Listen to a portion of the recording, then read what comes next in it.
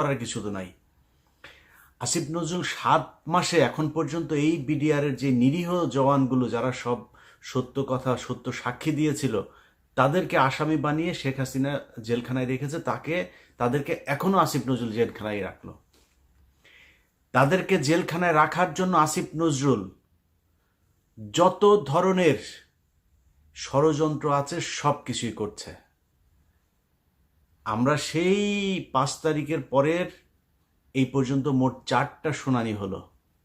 4 শুনানিতে সবশেষ জানুয়ারির 8 তারিখে আমরা মনে করেছিলাম 9 তারিখে কিছু একটা হবে, অন্তত কয়েকজনকে ছাড়বে। দেখেন আসিফ নজরুল এই মানে ইন্ডিয়ান রয়ের এই সদস্য কত বড় খারাপ, কত অসভ্য। ওইভাবে পারে নাই। প্রথমবার বলেছে পিপি নিয়োগ হয় নাই, তারপরে বলেছে পিপি প্রস্তুতি নেয় নাই, তারপরে পিপি পুরো রায়ের কপি সব পড়তে পারে নাই। এবার কি বলবে? কিছু তো একটা বলতে হবে। এখন ওই যে বকশীগঞ্জের আপনার যেই কি আলিয়া মাদ্রাসা যেইটা, ওইটার মধ্যে নাটক টাটক সাজায়া, আবার তার মধ্যে আবার স্টুডেন্টদেরকেও এখানে নাটকের অংশ বানিয়েছে। কেউ যায় ঘর পুড়ে দিচ্ছে, কেউ করছে। আরে ভাই, আপনি ওইখানে করেন না বিচার, তাহলে কোথায় করবেন? আপনি জানেন না 9 তারিখে বিডিআরের শুনানি আছে? জায়গাটা তো ঠিক করে রাখবেন, সেটা ঠিক করেন নাই কেন? একদিন আগে থেকে বিডিআরের পরিবাররা দেশের বিভিন্ন জায়গা থেকে গরিব মানুষ এখানে এই শহীদ মিনারে এসে শুয়েছিল, কেউ যাইতে পারে নাই। আসিফ নজরুল শাওনের ঘরে যাইতে পারে, শহীদ মিনারে যাইতে পারে নাই, গিয়ে একটু বলতে পারে নাই যে আপনারা কোত্থেকে আসছেন, আমরা আপনাদের পাশে আছি, আপনারা তো আমারই দেশের মানুষ, ওকে আপনারা ঘরে ফিরে যান, আমরা দেখছি। আসিফ নজরুল বলার সুযোগ পায় নাই। কুকুরের ছানারা সিনেমা দেখতে যাইতে পারে, এইখানে আসার একজন উপদেষ্টার সময় পায় নাই। এখন হাঙ্গামা যদি লাগাই দেই, এদের তো কষ্ট আছে, তাই না? এদের পরিবারের লোকজন কেউ মারা গিয়েছে, পঙ্গু হয়ে বিডিআরের লোকজনের বর্ণনা শুনি, পা নাড়াতে পারে না, পঙ্গু হয়ে গিয়েছে, হাঁটতে পারে না। কন্ডেম সেলে যারা থাকে তাদের অবস্থা আরো ভয়ঙ্কর।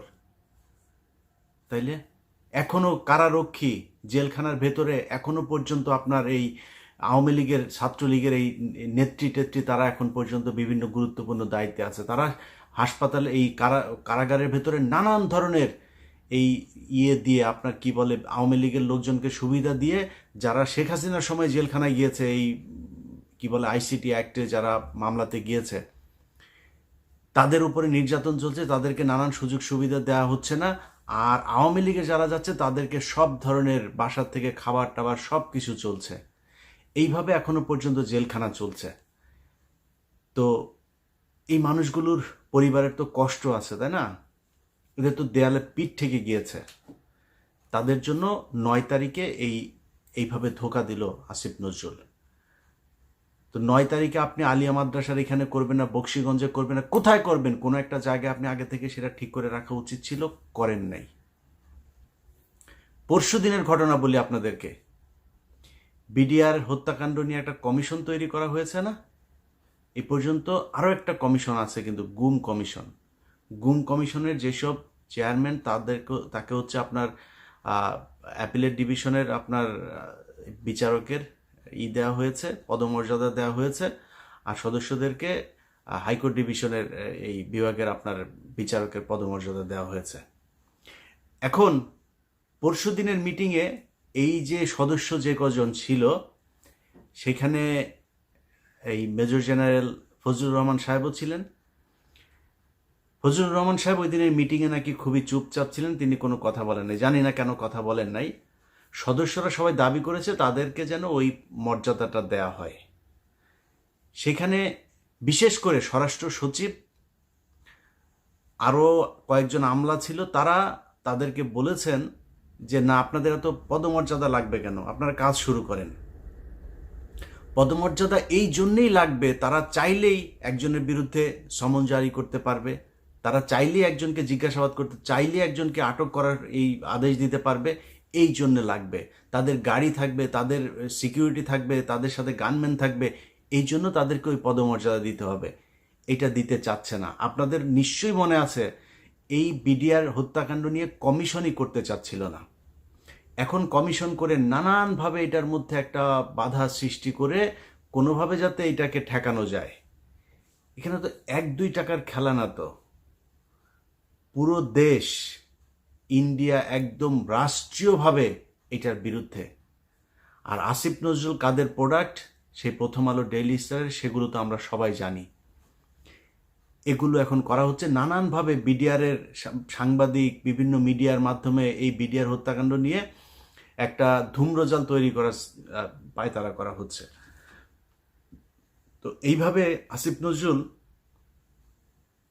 আপনি তো বাঁচাইতে পারবেন না।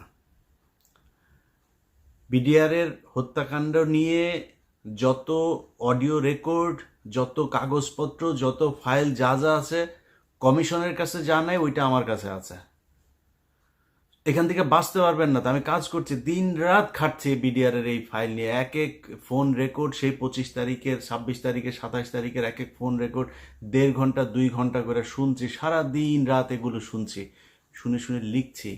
আমি তো ফাঁক ফোকর রাখবো না, এমন এক জিনিস বানায় দিব এই কমিশন শুধু আমার এই অনুসন্ধান দেখা যদি নাকি রায় দিয়ে দেয়, এনাফ, আর কিছু লাগবে না। সো আসিফ নজরুল আপনি যত টাকাই খান, যাই করেন, যেমনি চান, এটা বাঁচাইতে পারবেন না। আর যদি মনে করে থাকেন যা মনে চায় তাই করবেন, এই যে বাংলাদেশ ব্যাংকে রয়ের এক সদস্যকে আপনার বসানো হচ্ছে এখন, সব জায়গাতে আসিফ নজরুলের এই যে পিএস, বলেছিলাম না যে এবিএম খায়রুল হকের পিএস, মনে করেন যে সে জানে না বোধহয়, আমরা জানিয়ে দিয়েছিলাম তো না, সে ব্যক্তি এখনো তার পিএসই আছে, ওই সেই মহিলা, সে ওইখানেই আছে। সচিব আইন মন্ত্রণালয় মানে পুরো চালাচ্ছে হচ্ছে আওয়ামী লীগের লোকজন। যে কারণেই গাজীপুরের সবশেষ কনস্টেবলকে আপনার অবকাশকালীন এই আপনার বিচারক হয়েও সে আপনার ইয়ে করছে, কি বলে, এই মানে কনস্টেবলকে আপনার দিল, জামিন দিল। কেন জামিন দিল? কারণ ওই যে নিজের দলের লোক, দাদাদের দেশ থেকে ফোন করা হয়, এটা করো, এটা করে দাও, তার ওএসডি করা হয়েছে। কেন ওএসডি করতে হবে কেন? এখন আবার আইন দেখাইতে পারে যে না, জজ সাহেবরে চাইলে এই করা যায় না, ওই করা যায় না। এত আইন দেখায় তো আপনারা ক্ষমতায় আসেন নাই, তাই না? আপনারা কেউ জিজ্ঞেস করে নাই তো। ওরে বিচার করলে, ওরে গ্রেপ্তার করলে কেউ আপনারা তো এসে জিজ্ঞেস করতো না যে ভাই এটা করলেন কেন, করেন নাই। যাই হোক, আসিফ নজরুল, প্রথম আলো, ডেইলি স্টাররা মিলে এই বিডিআর হত্যাকাণ্ড এটাকে ধামাচাপা দেওয়ার চেষ্টা চালিয়ে যাচ্ছে এখন পর্যন্ত। বিডিআরের পরিবারগুলোকে নানাভাবে হুমকি দেওয়া হচ্ছে ডিজিএফআই, এনএসআই থেকে। তাদের কিছু কিছু ডিজিএফআই, এনএসআই কর্মকর্তার ফোন রেকর্ডও তাদের কাছে আছে। তো এগুলো করে করে এই বিচারটাকে বন্ধ করার জন্য পায়তারা করা হচ্ছে। আসিফ নজরুল এবং আসিফ নজরুলের ছানাপোনা সবগুলাকে বলতে চাই, টাকা পয়সা কামায় তো ভোগ করবেন না, এই টাকা পয়সা তো বের হয়ে যাবে। অনেক আমাদের প্রিয় উপদেষ্টার বাবা পর্যন্ত গিয়া চাঁদাবাজি করছে, সেই ফোন রেকর্ডও আছে। বাপরে মাঠে নামিয়েছে চাঁদাবাজি টাকা কালেকশন করার জন্য। আবার এটার আবার একটা বৈধতা নিয়েছে, কিভাবে জানেন? ওনারা নাকি দল গঠন করবে, দলের জন্য টাকা লাগবে। আপনাদের অপমান করতে চাই না, নামগুলিও বললাম না, অডিও ছাড়ি না এখন পর্যন্ত। পরিস্থিতি এমন করবেন না যে সেগুলো ছাড়তে বাধ্য হই, তাহলে কিন্তু মুখ দেখাইতে পারবে না। আসিফ নজরুলের বিচির মধ্যে কামড় দিয়া বসা বসা আসিফ নজরুল যা বলবে সেটা শুনবেন, খুব বেশি দিন কিন্তু সহ্য করব না। খুব ভালোবাসি, খুব স্নেহ করি, অতএব একটু হিসাব করে চলতে হবে। আপনাদের কাছ থেকে কোনো তদবির করতে যাই নাই যে ভাই আমার ওই লোকের ছাড়াই দেন, এই লোকের ছাড়াই দেন, এগুলো করতে যাই নাই। আপনাদের কাছে